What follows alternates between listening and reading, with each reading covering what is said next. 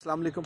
आज जैसे ईद का त्यौहार है, आज अगर आप दिन में शहर की किसी भी सड़क पे निकल जाएं तो आपको एक चीज़ महसूस होगी कि निस्बतन आपका सफ़र बड़ी जल्दी ख़त्म हो रहा है। आपको सड़कें बड़ी खुली खुली मिल रही हैं।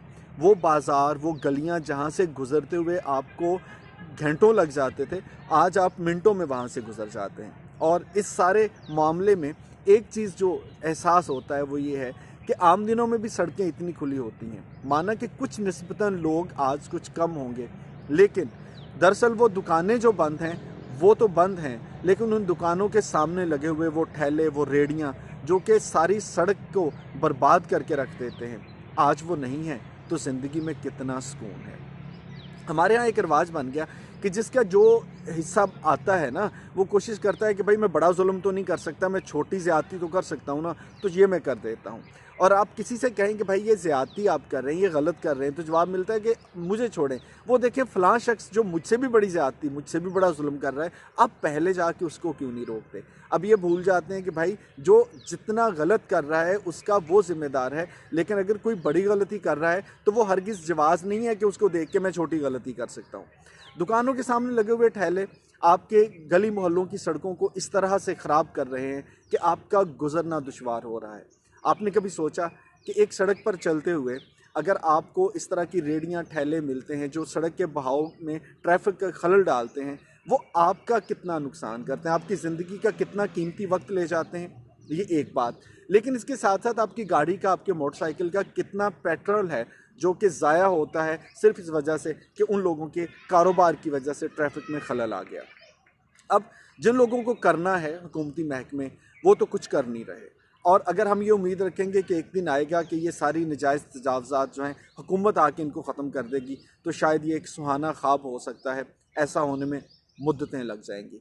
अब इसका इलाज क्या है? इसका एक छोटा सा इलाज है जो आपने और मैंने, जो हमारे बस में हम कर सकते हैं।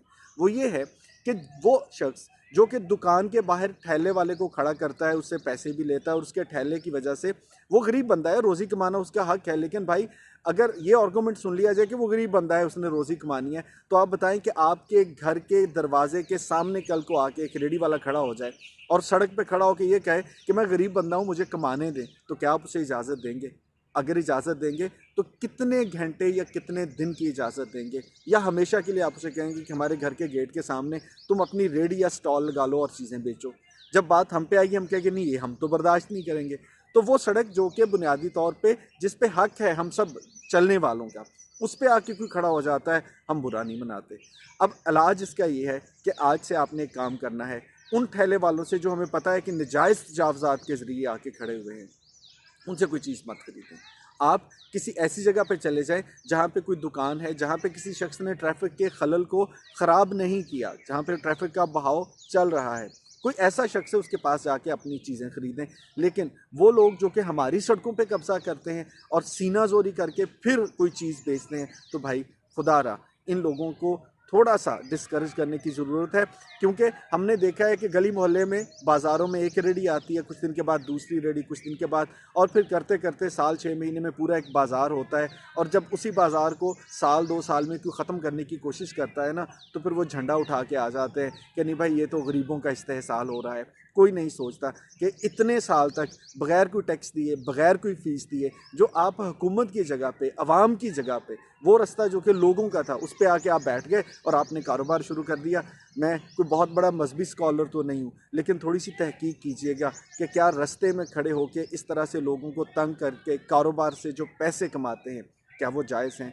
क्या उन पैसों में आपको लगता है कि कभी आपके लिए बरकत होगी, वो आपके लिए तस्कीन का सबब होंगे?